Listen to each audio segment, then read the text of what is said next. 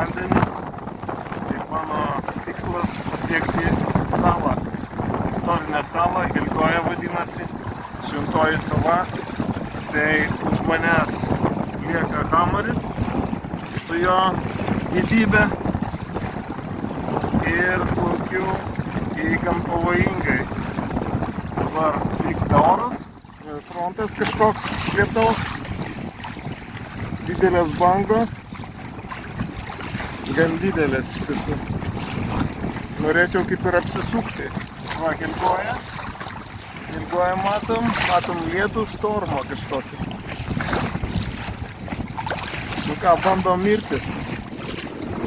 Žmonai reikės paskambinti, kad jeigu dingsiu, tai kad žinotų kur. Tai va, iki.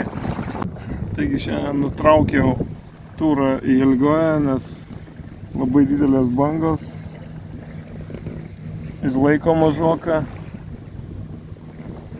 Nes reikia padaryti darbus dar Hamarį. Tai va, tai aš baigiu turą, tai va, plaukiu atgal į Hamarį. Mano tikslas šiandien nepasiektas Helgoja priekyje, kaip dabar matot.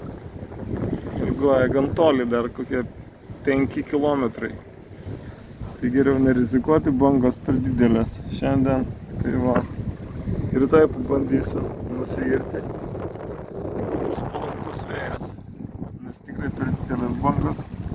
Geriau nerizikuoti. Tai va, plaukiu pamažu atgal.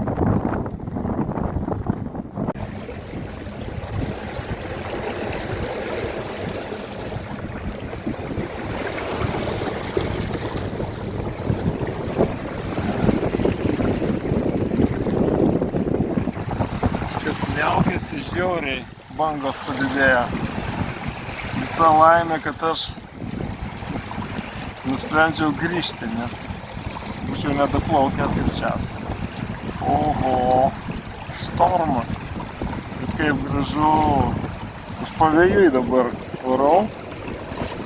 Tokių bangų labai retai būna Mėsoj. Nu čia matosi, frontas ateina su lietum. Tai va. Grįžtam pamažu, bet labai įspūdinga, taip gera. Bet gali prisižaisti, prisiplakti. Tai va, reikia kuo žemiau būti valtyje, nesistoti jokiais būdais, nedaryti judesių staigių. Tai yra vanduo. Čia žuvis plaukioja, ne žmonės.